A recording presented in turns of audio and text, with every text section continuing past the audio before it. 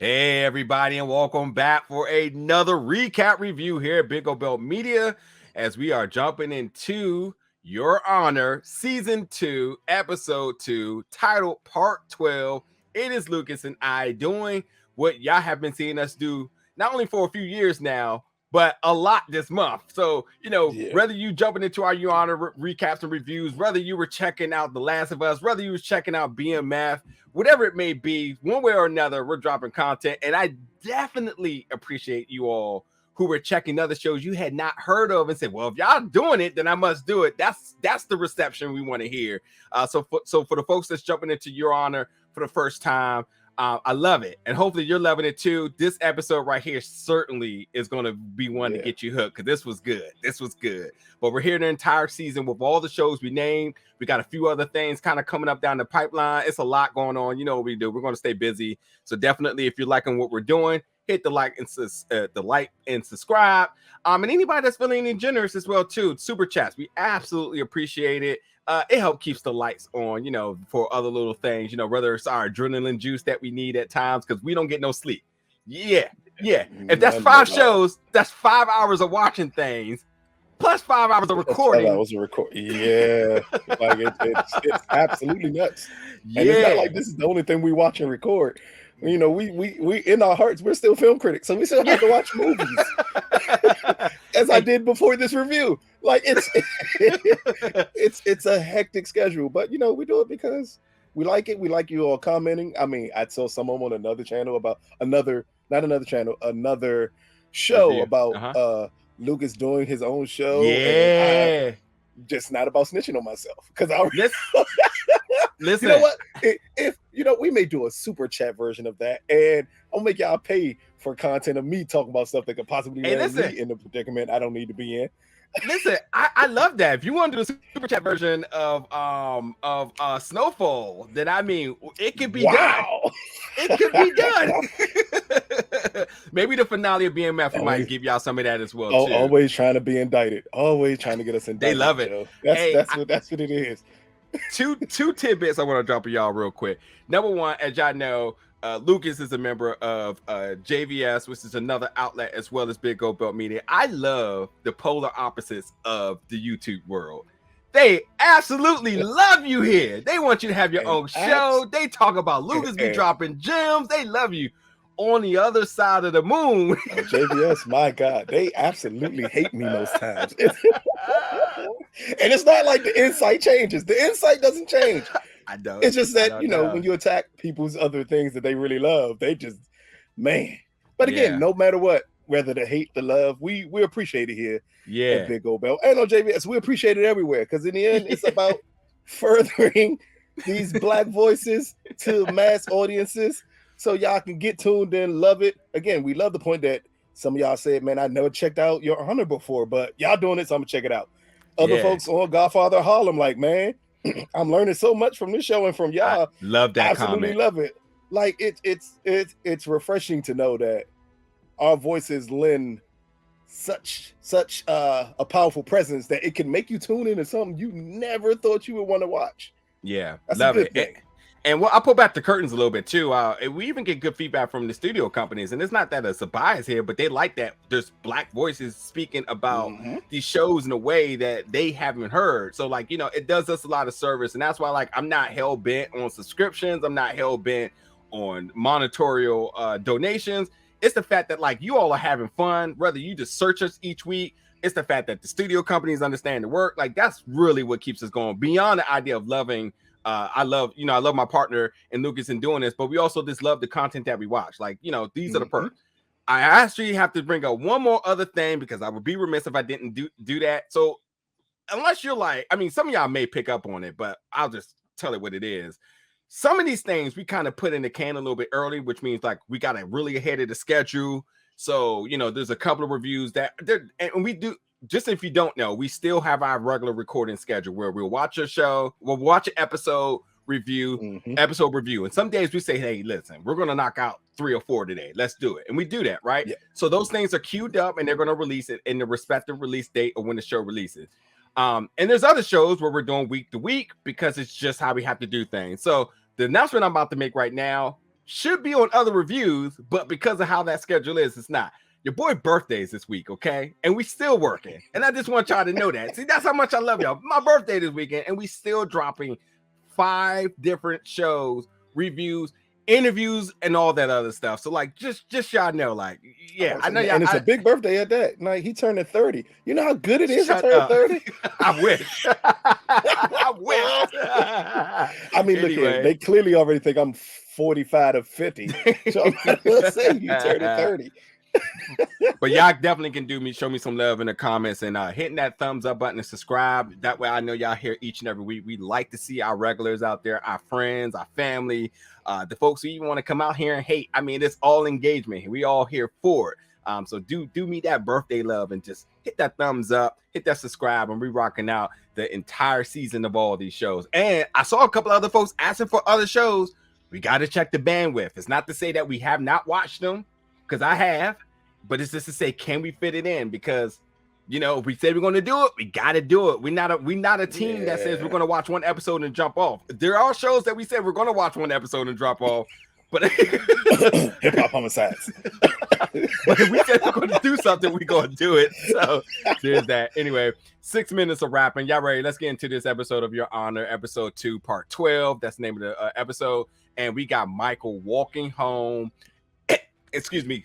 And he is still grieving as he slowly walks. As he said, he took a bus. He got out of prison, took a bus to get back. We'll talk about him getting to Elizabeth House in a second. But we look at him looking at families. And this is the grieving process. We're going back into the mental state of Michael as he sees the mother, the father, and the son, as he was a married man who, you know, lost his wife and then loses his son. So he looks over and it still hits pretty hard for him. What's your thoughts about this second episode now coming in with a very strong introduction in terms of what Michael was dealing with? I loved it first because finally it felt like this episode was going to put us in the timeline, in the current timeline, to let us know exactly the world that we're in at this point in time. While the first episode was a catch up of the end of the first season, here just you see Michael being so somber. It almost feels like as he's walking, he's feeling less and less of something to live for. Because in the end, when you see him looking off at these families, it's him remembering what he used to have. And with someone in the grieving process as deep as we saw him in the first episode and the beginning of this episode, how deep he's into his grieving process, at times it just feels like he just doesn't have the will to keep on going on. Like, the only thing that we currently know at this point is pushing him is his best friend, and him not wanting anything to happen to his best friend. That's the only thing that's pushing him. So here, when you open up this episode and you see him being so somber, so sad, just him reminiscing at times, not only about his son, but about his wife. And then we compound it with understanding just the amount of loss he suffered in a short period of time. It kind of takes the audience through Michael's feelings here from this first opening scene, which is a great thing, because again, it puts you in the mindset of these characters. This episode 2, gives you the mindset of every main character in this story, and that's why I love this episode. This is almost episode, if you missed the entire season 1, if you watch this episode, you'll get their mindset enough and be like, oh, okay, I get where everyone is here. And to start it off with the most important character was a very powerful thing to do. Yeah. Only thing I'll add too is, like, you know, we see Michael's rock bottom. And I think like there's something very symbolic about walking home. You got out of jail, no one was there to get you. That's you know, we talked about it in other shows. Like, what does it mean when certain people pick you up from jail? In what fashion they pick you up from jail? We talked about it in Power Book Force. You know, when why is his name slipping out of my head? But when Jannard picked up his brother, you know, he had the cars, he had the clothes and everything. Diamond. You can say, like, okay, he's the big homie. And you see Michael, who obviously was the judge, but like, he had friends. You know, he has Elizabeth, what we're talking about 1 second. He had to walk home. And then, you know, when he got to Elizabeth was like, yeah, you've been radio silent for a year. I take it that you're not staying for long. He's like, yeah. It's like, well, good. So you can tell that, like, it's a sense of him almost burning every bridge as we see that throughout this episode. What hope does he have? What means of him going forward? And even with him being in Elizabeth House, he turns over pictures of his own son the grieving process is extremely hard for him right now. And that's just, again, we as the viewers need to feel completely sympathetic and almost empathetic with him. Rock bottom that Michael truly is a man without a direction right now. He's almost like a stray dog to an extent, so we'll see. And also to quickly point at it, also, if we pay attention to this episode along with last episode, the isolation he feels is self-inflicted. Elizabeth said, you went radio silent for a year, meaning you didn't reach out to anybody. So he was so depressed, so much of his grieving process, because he didn't reach out, it separated him from everyone else. Yeah. And when you do that at times, because it's said later on in the episode by another character that we'll get into, when she said, I'm grieving Adam also. Keep in mind, his whole circle is grieving Adam. And at times, he was the closest person to reach out to, and he was the one who didn't want to talk to anyone. Yep. And that's where this contentment, it seems, is brought about from Elizabeth by her saying, you're not staying long? Yeah, good. I can't have you here. Yeah.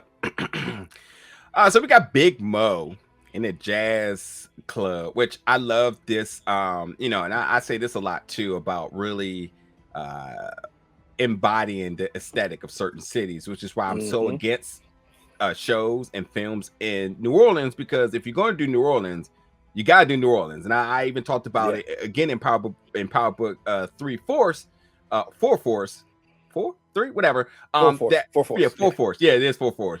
That, like, if you're gonna be in Chicago, embody Chicago. We want to see that. And jazz has a big scene in Chicago, but also has a very prominent scene in New Orleans. So, like, if you're gonna do New Orleans, beyond the idea of the lingo, the dress scene, and going down Bourbon Street, go into the culture a little bit. Talk about the food. Obviously, talk about the music here and the Black presence in here. And I love this scene. I love the shot. This is easily my favorite scene of the episode, because seeing Big Mo chilling back in a jazz club, sometimes could be deemed as a speakeasy, and she has her eyes set on the singer, the performer up there, which is the feeling when you go to these places. When people go up there and they capture that stage, you almost seem to fall in love with them, because the music and the whole atmosphere is vibing in the way that you're locked in. I love this contact that was happening here. And I love the fact that, like, we didn't just see Big Mo in love. We seen a plan coming into place. I love this scene so much. So for me, as much as I'm going over with this scene here, what was your thoughts about seeing Big Mo, who's really been strategical a lot, but now we kind of see her potentially googly-eyed, but yet we find out that this is a lot more than we thought. That's the first thing of her being googly-eyed, because we didn't get to see that much at all in season 1, and we see it here. But it's not just the love for the young lady here, it's the love for the place that you really feel from Big Mo here. That's what's, when you say about shooting in a city and embodying that city, that's what this scene represents here. From just the shot of her as it's glaring, as the sun is hitting her, glaring from a window from a smoky jazz club, like there's nothing more New Orleans than that. Nothing at all. And you feel every bit of it, but you also understand Big Mo's there about business. And she's there for business. And she has a plot and a reason for wanting this property. Again, I want to jump ahead, because her reasoning and the story that she tells in the second act of this is one of the most heartbreaking stories humanly possible of why she wants to own this piece of property here. Yeah. But just from this introduction of her, again, you're introducing her to the new timeline. We have not seen Big Mo now. We saw her in the past in the first episode, but here is a year later. So everything is picking up a year later. So now we see a different Big Mo. We see her in a different place than what we last saw her in a year ago in the first episode. So that's what I pay. Again, I'm paying way more attention to the timeline than anything else, because we seen the shift in these people. We saw her completely focused on the business and other things of that nature in the first episode and on Eugene. And here she seems more relaxed, more comfortable, more understanding, like, hey, I want this, even if it's not smart for business, which later on we find out it doesn't seem like it is right now for her to even attempt to do this. So that's what I pay more attention to. Again, the scene was amazing. It's the love of New Orleans that you get from stuff like this. Yeah. And the love of any city when you're shooting in it is highly important, because you got to get the characters to embody it. Down to even Michael walking home and down the street, And you see some of the shots you get of this city. It's amazing here. Yeah. Hey, y'all not gonna get mad we cheated ahead a little bit here. So I think it's well fitting. I know y'all like for us to go in a more of a sequential timeline and events of things, but let's talk about it real quick. We'll come back to Lil Mo in a minute and the call he made. But yeah, let's just talk about the significance of this property for Big Mo. Hey, yeah, go for it. Man. Look, from the guy said, I don't want to sell it to you for your drug dealer money, which unto itself makes no sense because in the end, you're going to want to get it for the most profit. But I felt it had way more to do with her being the person wanting to buy it than it ever had to do with her money. It was the story she told about her father. Where he said, my grandfather was up there and my father was in the back and they gave him a drink with something cherries. I can't forget the name of the cherries. Said, and the owner came and slapped it out his hand. So she said, you may have a reason you love this club. I have a completely different reason why I do. And just that story kind of puts in purpose of the way Black people were viewed back then. And it's about taking ownership of things that cause you trauma. Clearly, this is a story that is not a good story. It's not a happy story. It's a sad story. And for it to be told to her, that means it had to be passed down as a trauma-filled experience her dad went through. And now she's looking at it like, I have a chance here to fix everything my father went through by buying this club and making it mine. Because if I make it mine, I make it ours. That's the peak of what a lot of Black people in this country want to do. Yeah. You want to take trauma-filled experience of the past, of past family members, and you want to reverse it. You want to flip it to something else by any means necessary. So again, she talks about it like she didn't have the options necessarily to change how she got the money. It is what it is, but I do have it and I can buy this place. And this place means something to me. It just doesn't mean what it meant to the owner. He to me, he bought it from someone else. So I'm I'm still confused on why he just didn't want to sell it to Big Mo. That's all it was about. And of her reaching into her connections and understanding like, hey, I got this connection with the mayor. We've done dirt together. You're going to open up the pathway to me buying this club. Yeah. And it's the symbolism of what it means to be Black in America in one scene. Yeah. You have a white man who just doesn't want to sell it to you because he does not trust where your money come from. I know there's plenty of people in there who get their money legally, and you still are approached with the same issue of people questioning how you got your money. Or even if I got it illegally, guess what? You're not doing it to the Baxters. Yeah. None of this will be brought up to them about the same thing. Yeah. Why would that be fair? So you're doing it not because of how I got my money, because I'm the person with the money. That is the biggest issue. It's because I'm that person with the money. And then that story just hit different when she told that story, because I've been through that story. I've been like, man, I want to buy this just because. You know, it could be partially spite. It could be pride. It could be a lot of things. But just understand, when I'm at the point to buy something to correct an injustice that I feel you did to my family or my people, I'll be goddamn if I'm not going to do it. No doubt. No doubt. Lil Mo makes the calls. You know, long story short here listen, there's still a business that have to be ran, and it's time for them to start moving the product here and kind of cheating forward a little bit with Lil Mo. We see Lil Mo on the road to Texas. So we'll come back to that in a second. Gina, grief counseling meeting because her daughter suggested she has anger issues. And beyond that, which, you know, we see two sides of the coin here with Gina. Gina's not participating here, but we see how that kind of comes around. But like, there's a lot of shade being thrown around in this room. And the importance here is we're just trying to figure out what's up with Gina. You know, where's her mental state? And we got a little bit of an indication about her anger last episode. And it's not really so much of her anger that was displayed, but her embracing anger is what we got. So it still left us to think, well, where is she at with this? Is she going brute force, or this is the chill, strategical, tactical move where we got Carla versus Jimmy here? So we'll talk about that in a little bit too. But speaking of Jimmy, Gina and Jimmy are not on the same page. Like, and that's just a lot of the reinforcement of last week. Jimmy, which I love in this episode, is we starting to see Jimmy really ramp up a little bit to the Jimmy we know of season 1. So you all are in for a surprise and a treat if you haven't seen the Jimmy of the Jimmy of season 1 and you're just jumping into a season 2, because Jimmy looks like he is just chilling. And yeah, he probably got some connections. He's probably going to do something. But like, hey, the fact that he's been quiet now for 2 episodes, I just keep writing in my notes like loading. Because at some point, we know he's going to do something that is the Jimmy of season 1 Jimmy. Yeah. And Michael, going back to Michael, Michael has a routine where each morning he goes to the graves, with his son and his mother. That is a very regular thing that he does. And while we just see it like at one point we just see it to just be a scene of just happening, we realize like this is where he escapes to each morning, because that's what Elizabeth was like, where are you going?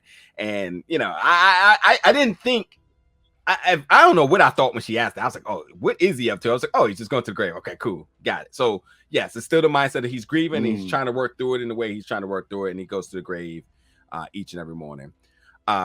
Fia, because it's short for Fiona. Fia, who is basically punishing her family, and they are not happy about that. And I mean, like, from her father or mother, she is avoiding them to the point we find out that she is living in the hotel. Sometime she sees her brother, but she, doesn't really talk to her mother at all. Yeah. Very limitedly. Everybody's like, well, when's the last time you heard from her? And everybody got different timelines and whatnot. But, obviously it's a lot of what is to make from episode 1 of season 2 that, like, yeah, she understands what this family business is about. And she is starting to heavily resent them because of this, because now the casualty of, well, Adam. We'll just leave it at Adam for right now. But, that title changes. That title changes a little bit. What happened to Adam? I think in the end we've seen that she blames her father for what happened. She blames her family for Adam's murder. And it just leads to the separation. And I love the scene with Jimmy at the island in the kitchen, because we see a father who is like just lost. In the end, all he wants is his baby girl, and he's yearning for that connection, and he can't get it, nor can he get necessarily the emotional support he needs from his wife during this time period, because his wife is just tough nose, like, oh, she's just being a little bitch. Like, that's how it comes across with Gina. She don't care. They're like, man, I don't need to talk to her, basically. But Jimmy is yearning for that relationship with his daughter as she's separating herself more and more, because again, she's still grieving Adam. She can't necessarily deal with the point that her family is the reason that he's gone, along with other things that's going on with her too. So I think it's just a beautiful setup that way. Yeah, Godfather of Harlem, same exact thing happening right now.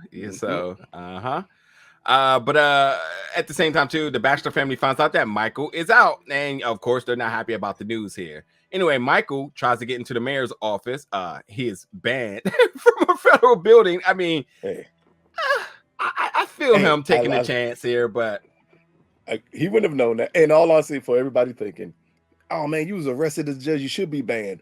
That's not why he got banned. That's not even a reason to be banned. Yeah, you can almost commit a crime in a federal building and not you'll be banned from that federal building. Yeah, but as we found out, no, it's other people that made sure you were banned, because they can't have you doing things you have no business doing. I love that scene too, especially him and his former bailiff, and that short conversation that they have, because clearly at that point Michael was pulling on straws and like trying to pull for that connection. And he's like, I've been banned. I reckon you have. It's a simple word to use, basically saying, I can't help you. Yeah. This is above me. Like, I love that scene. It's a lot of scenes in this episode I absolutely love, because it's meaning with little words.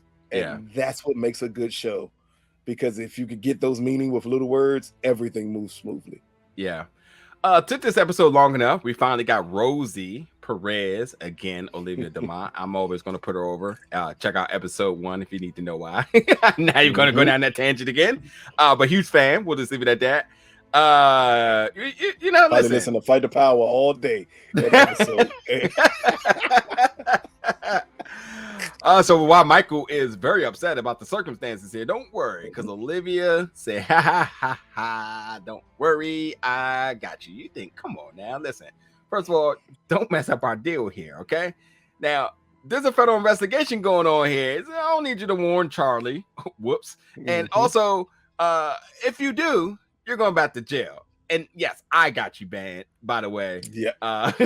So if you speak indictment to yourself, you're going back in. Like, you didn't even lie. Don't even think about that word, buddy. Yeah. And at the same time, too, I do appreciate her, not being an overzealous fed, but also giving a little bit of balance. Says, listen, we do need to kind of get him back into society, get his mind right. We're going to keep him active. So we're going to get him back into the world. And it looks like he's going to be a driver for this butching company, which I obviously first of all, I was thinking like, damn, look at them slabs there. I was like, Michael the plug. Holla at Michael. What he got over there? I know. I'm about to say, Mike can't help me out at all. Don't worry. He can't help me, man. Yeah, I was like, Michael, you got the tomahawks over there? What's good, bro? But anyway, Lil Mo to Texas, as I said. We see Eugene, aka. You gonna skip my favorite part of the butcher shop? I think you skipped my favorite part. Oh, go ahead. Yeah. I'm sorry. Yeah. Hey. Yeah. My favorite part of the butcher shop, one of the best moments of this episode for me, is just him walking in and them trying to find out what he's going to do for his job. And then the story the butcher tells him. He said, "You don't remember me, Judge? I was in your courtroom. They gave me 14 years and you dropped it to 8 months because you said good people should be in prison." Understand, this is why you don't judge a book by its cover. 2, you always do good things for people, because if he'd thrown a book at this guy, what would have been the outcome of it? Not good. But this is a guy who feels like, man, because of what you did, I got on my feet.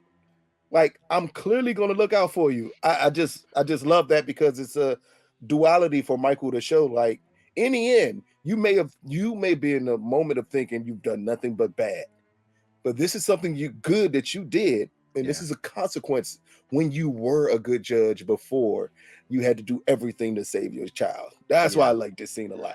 I will say, for the folks, again, just jumping into season 2, there's a lot of like evidence in terms of who Michael was as a person. Through other cases outside of the big case that this is all about. There's other sprinkles of Michael being that person, which makes entire sense in terms of why Carlo got off. Obviously I get that, like, it's some scandal behind it, but it's not outside of the realm of possibility, because this is kind of Michael's reputation and second chances and whatnot.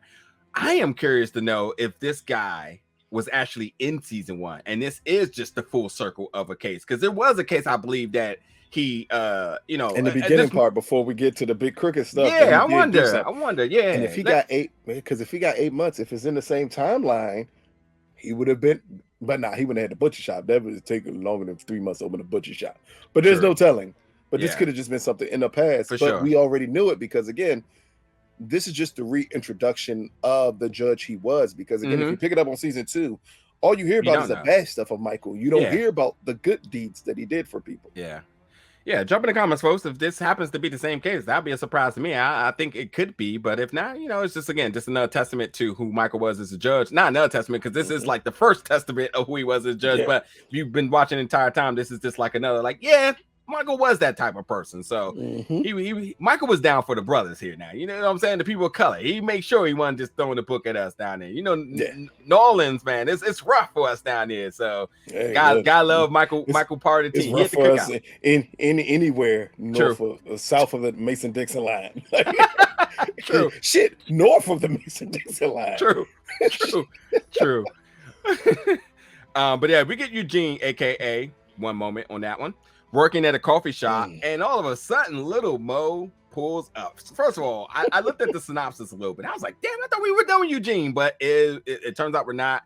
And obviously this connection of where Eugene is at is because this is little Mo, Eugene is staying with little Mo's aunt. So family, all family connected. Hey, it's black. We black folks. You know what happens. Somebody get in trouble. I'm not gonna tell you how I know that, but somebody get in trouble, you ship them down south for a little bit. You just need a couple months down there to raise the Canaan. Get off of you. Yeah, raise the Canaan, same thing.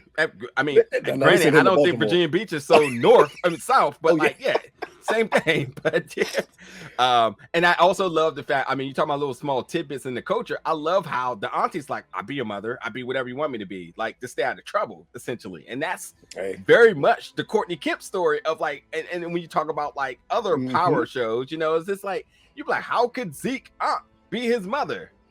Because they did these listen, things. People. Listen, not because they did in the past tense, because we do presently. Trust me, I tell you. Trust me when I tell you. Listen. Yeah. That's for the super chat. But trust me, it still happens to this day.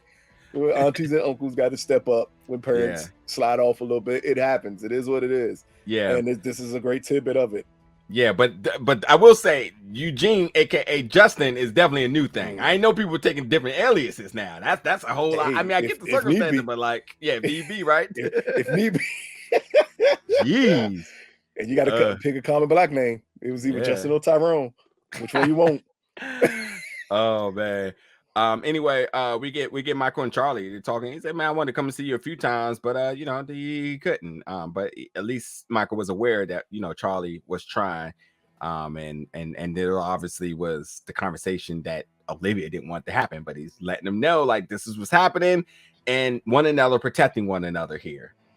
So this is the conversation that I was not expecting to happen so soon, but I guess because there's a lot more to come with this, because this is a huge development in terms of Olivia said, Michael, do not tell him.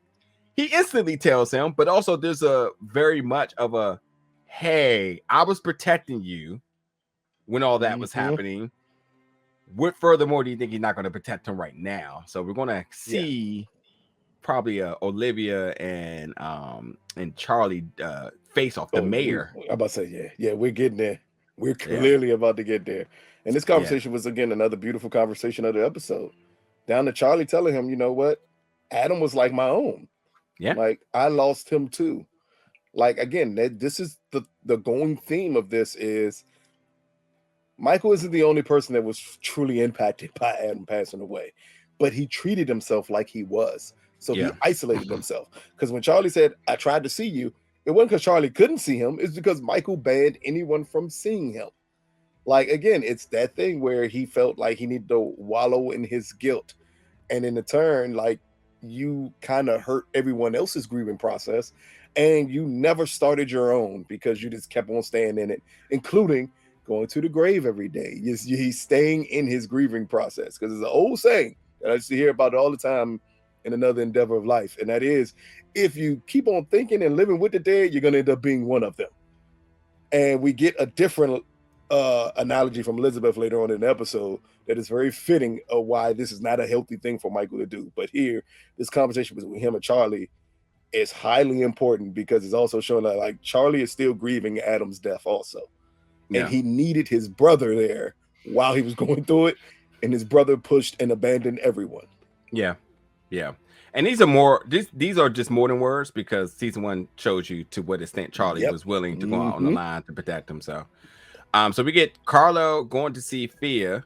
And I love this line of like, stop trying to be the bad seed. That's my job. But this is a lot of just somebody trying to reach out to Fia to kind of see where the state of of her mind is at and what's her reserve with the family and whatnot. But she's doing her own thing and whatnot. Lil Mo is in Texas trying to make a new connect for a distro, obviously.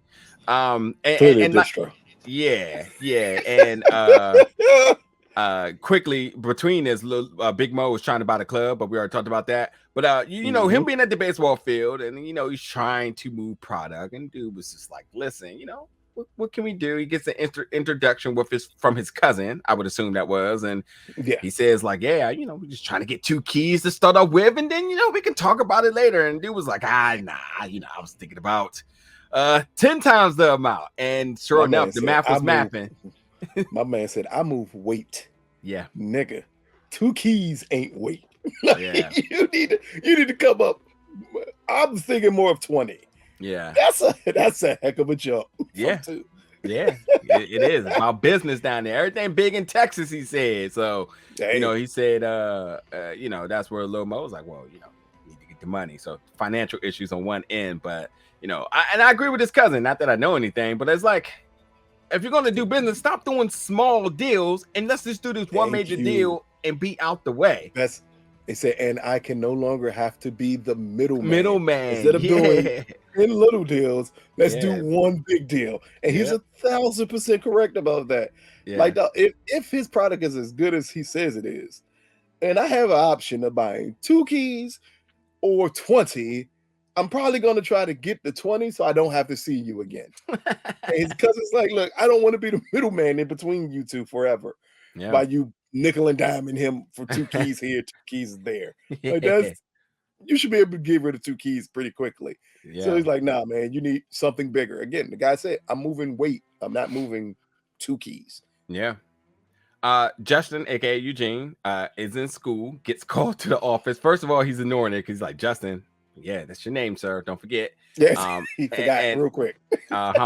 And Justin's out here drawing threatening images. Now, dry snitching through pencil, drawing his own storyboard. I was like, geez, dude, like you couldn't draw something else, like anything else. Niggas always telling on themselves, man. If it ain't rap, they out here drawing. Like one way artistically, motherfuckers gonna snitch on themselves, and here we are. I'm about to say, Justin, aka Gunner, out this joke trying to snitch in the heartbeat, man. You gotta catch yourself, man. My man said, I like to draw. I was like, oh boy, my man's I'm still curious to see what the story are going to be here, but seems like at some point he's gonna swindle his way back to New Orleans, and we'll see how that go. You need to meet up with Famous and give Famous a couple more stories to make songs about it. Clearly. And listen, I wouldn't be surprised if season 2 ends off how season 1 ends, where somebody takes a shot at Eugene and miss. I think he comes back, and I think they just completely flipped it.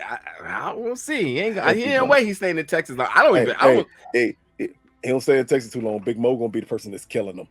It ain't gonna be nobody else. No, listen. She already promised he would never return. Yeah. So he can't show back up again. Yeah. No, look, no shade to the actor here. But I just think, like, when we talk about this, I felt like the first season was really designed as a limited series. Like, I like the art and how it ended.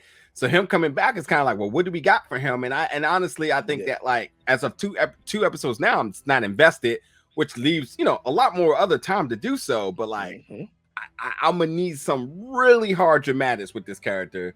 Because of right now, I'm just kind of like, what do we do with him? We see it differently. We see it a little differently.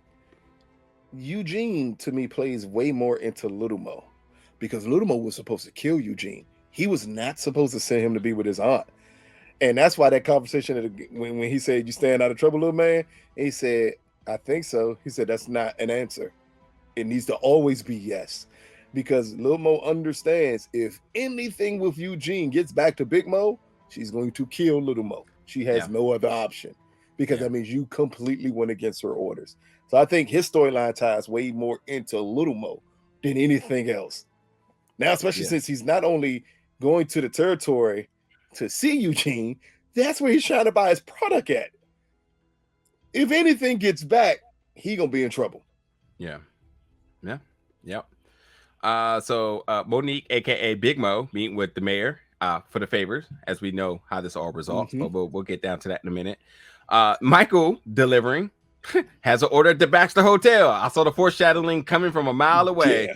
But he gets there and Fia meets him and surprises that he is out.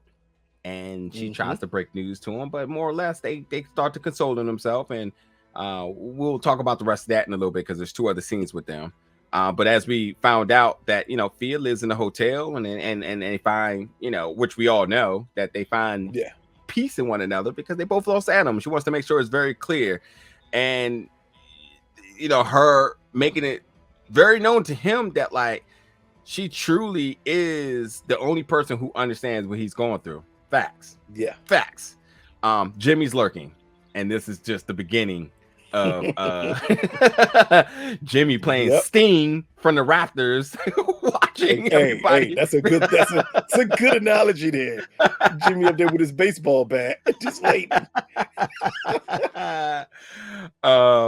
Anyway, Michael is approach, and this is a very interesting moment that I was not expecting. Detective Nancy makes her first appearance this season, and she approaches Michael and airs him out. I mean, doesn't even give him a moment to say anything. He said, I devoted so much to your family, and you just never trusted me, and all you did was lie.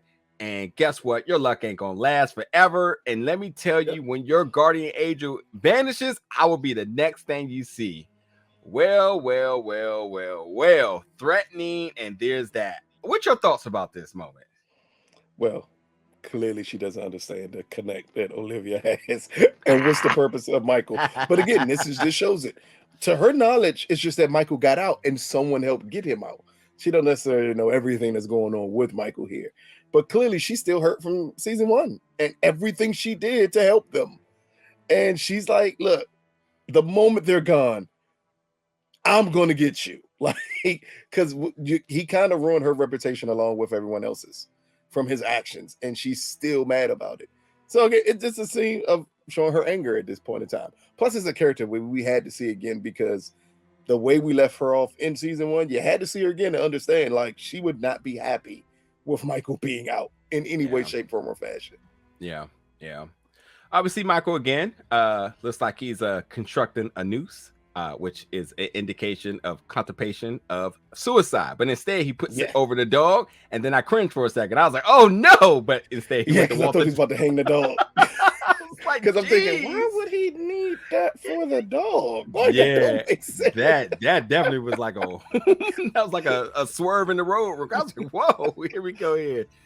Carlo and Jimmy, this is an important conversation, not in terms of like so much in the developments of events, but just the conversation need to be had because Jimmy is still trying to figure out how to get the fee, and this is a very normalized conversation. Carlo and Jimmy saying, listen, I just think she needs space. And Jimmy, as we say, he's slowly but surely about to do something, but also he's trying to process another tactic to get through to his daughter. And Carlo, I'm not gonna say so much dismissive, but Carlo ain't really one of feelings and or counseling. So he's just kind of like, let's give her some space. It'll work out. Not maliciously. Yeah, it's not malicious or anything. It's just like this is the info that you expect Carlo to give. You're not gonna give much more of that. Yeah, I talked to her. And I talked to her like 2 weeks ago earlier, and he was like, just give her some space. So didn't help Jimmy at all. We go back to Elizabeth asking Michael, where does he go every morning? This is where he says he goes to the cemetery. So we get the connection to that. The mayor now intervening in the cell of the bar, getting it done. And while we talked about that, we didn't get the shot of a very happy Big Mo walking outside, and lo and behold, knock, somebody has new neighbors as we look across the street, and voila, it is the Baxter Hotel. And I didn't like this scene because, I mean, come on now, it's way too coincidental, but they see each other. that she would be on the balcony at the same time. Yeah. It's leaving now. Not like there's like 1,000 tourists out there, but got it. It's to help people understand that, wow, Big Mo gave a very sympathetic story. What's now what you think the real reason is that she wanted that place? Of course. Love it. So we're going to see turf wars here. And eye for an eye, and whatever. It's going to be interesting here. We'll see. What we got next? Oh yeah, how could we forget about this scene? Gina and Fia talking, and she gave her the Stephanie McMahon woman's special smack, and poor Fia, she didn't deserve that. Yes, she did. She did. She deserved it the moment she said, "Get off the cross. Jesus needs it back." She deserved it like the moment she said that. I knew it. The moment she said that out of her mouth, I knew you was about to get the smack. But listen, here's the thing. I'm playing this up until we see what happened. Oh, you wouldn't have did that to Carlo. Oh, there's no disputing that. No disputing that one. And I told you, I think she's crazily obsessed with her son. And I think there is a level of protection, but I think she is mildly obsessed with her son because her son is an image of what she fell in her husband with, and he's not doing it. But also, her son is like, I mean, that mother's love for her son. When you have sisters and you see that love ain't the same way it is for you, that's the difference here. And it's also a jealousy part because, as you see, Jimmy's trying to do everything humanly possible to get back in his daughter's life. Yeah. Him and Gina clearly are not the closest of close at the time. And we saw in this episode what he thought about that when he picked this shit up and said, I'll just go in another room. Yeah, he's man. Like, no big deal. I'll just go in another room. But he's out here doing everything in the world to get back in good relations with his daughter. There's no intimacy. I mean, she comes in. I mean, granted, she was startled, but like obviously potentially sexy moment, and definitely was the complete opposite of that. So yeah. Oh well. But she goes back to counseling, and she apologized. She was like, oh, she turned the page. She felt so bad because she slapped her daughter. Wait a minute. She actually said everything that we knew. She is embracing the anger because that's where she flourishes. Well. Everybody around that circle was like, yeah, that checks out. That checks out. Not only that, they like, well, clearly this is not working for you. Because you basically said, I need to stay in anger. Anger works for me. It's where I thrive at. Who the hell says I thrive in anger? That is not a place you need to thrive. Lunatics, in anger. Sociopaths, exactly. Psychopaths. Ted Bundy, Jeffrey Dahmer. Those are people who thrived in anger. Yeah. You don't want to thrive in anger. Mm-hmm. It's a hell of a speech that she gave at that anger management session about saying, I'm just out of order in grief. And then not only went to go say I'm out of order, but then I've decided just to stay in one stage of it. Yeah. While I'm out of order with it. Yeah. Going to the last but amazing ending for an amazing episode here. We get Michael and Fia who meet outside of the hotel, and they just talk about them coming together makes them both feel closer to Adam, and Fia now gets the opportunity to finally show what she's been trying to get out now for 2 episodes. 2 episodes in the same timeline, because we'll watch our last recap if you don't know what I'm talking about. But said, I need to show you something, which we all knew it was, but we're going to see how Michael responds to it. And there you have it, folks. The reveal of baby Rocco Adam Baxter. First of all, complete consideration on the naming here. Making sure that's his middle name, and obviously could have been his last name, but not in that family. We're going to allow that. There's no way. No way. No way in hell he was going to have Adam's last name. Yeah. So they they played it right, and as she said, listen, this is your grandson. Before I give it off to you, I just want to say that this now gives Michael purpose, family, motivation, and it will probably bring him closer to his son again by seeing his son in his grandson, and while he's not a Desiato, he still is, he is family. He's just not by name. Exactly my point. So I love this, and I love how they held off on this, because I think they could have easily been a reveal last episode, but they made this make more sense, because in the beginning of the episode we seen him at rock bottom, a scene ago he's ready to commit suicide. But now we see a sense of purpose here. I think episode 3, we're going to come in. We're going to see a different Michael that we haven't seen. Not season 1, not a 2 episode season 2. I think episode 3, we're going to see a new Michael, because now the purpose is very motivating without a purpose. Like protection of Adam last season had a lot to do with legal ramifications and influences from all sides. But now he just needs to take care of his grandson, because that's truly all he has. And also it may make him step up his protection for Fia as well too, because that's the mother. So I'm really looking forward to next week's episode. But for you, sir, what do you think? What do you think about this closing moment and sort of your prediction going into next episode? I say thank God they did not drag this out for 4 episodes, because that was my fear. I said, man, I need them not to drag out this reveal. you need to set it up where Michael knows that he does have a grandson, because we do need to see him take a different approach. I'm not going to say it's going to take him fully out of grief, because even a grandson won't take up or make up for the part of him losing his child. But I think it does give him a different purpose. And that's what we're looking forward to for the remainder of this season. Not only him having a different purpose, but is this possibly going to lead to Fia getting a different father figure? Because with this child and with Michael, it's clearly going to bring them two closer together. And as you already said, the way that Jimmy was looking like Owen Hart before the fall, as he was looking down on them, I think that unto itself is his jealousy. Sting. If she gets close, no, I said Owen Hart. I know I said the right name. I said before the fall, but